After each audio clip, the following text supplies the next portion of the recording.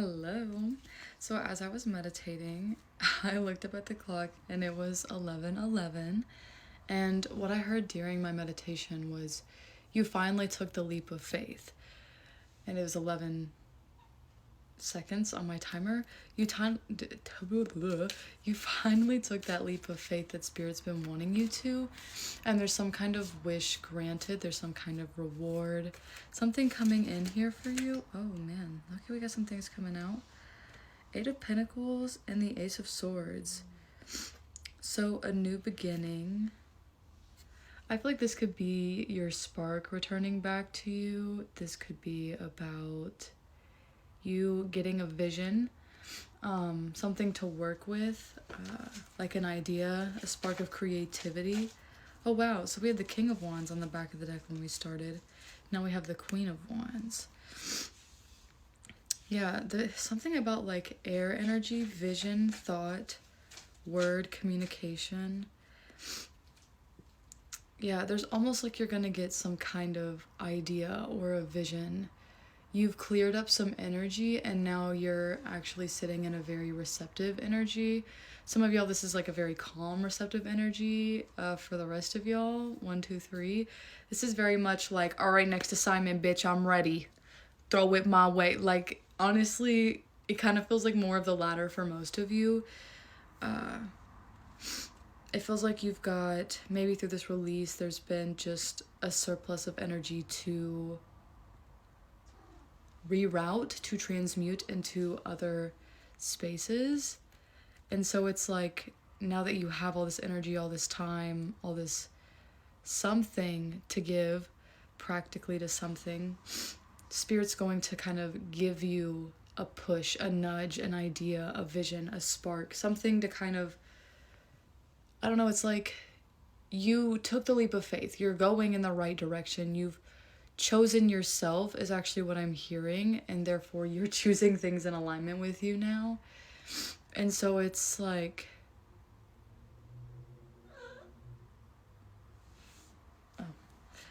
it's I lost my train of thought a little bit there. It's just really much more about like the fact that you are so, oh, hold on. Sorry, my cats are taking a poop and that's a lot of digging in the litter box and I'm just not letting that be all up in this space. So essentially what I was getting at is you finally chose you, and now there is something coming in, something very rewarding, something you very much wish for. This could also be, I'm hearing like internal peace and prosperity that you can unlock from within, that you easily find from without. Now we also have the Tower and Temperance. So this is also giving me the energy of kind of mastering alchemy, really being able to like really like not only just dance in the shadows but also do well in the light. Like you, and again that makes me think back to like the King and Queen of Wands energy that I saw on here, where the King was up here at first and then the Wands is now on the back of the deck secondly. So this is like a rounding of both like the yin, which is very mystique, destructive,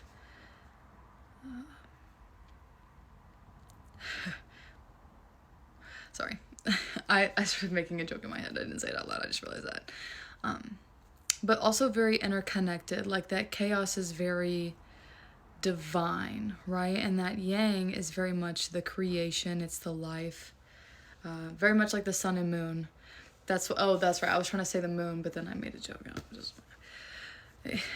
I'm having a brain fart kind of day.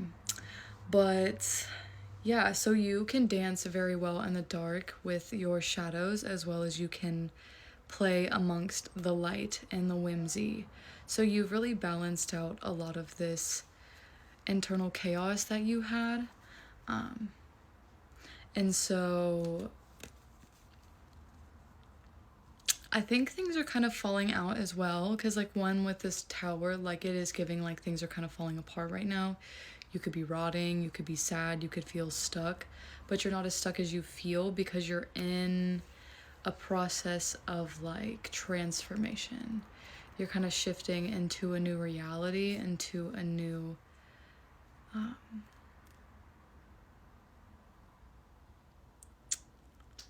don't know, it's like a whole new space, like one that doesn't take your power away from you, one where you don't let people take your power away from you.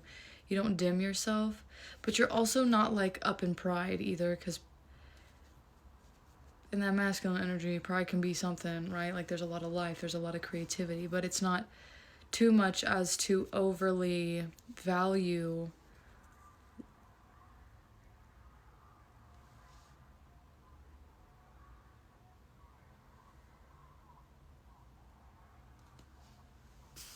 I don't know if you could hear that, but that was crazy. Anyways, the overvaluing of life or creation as if death and destruction are not important.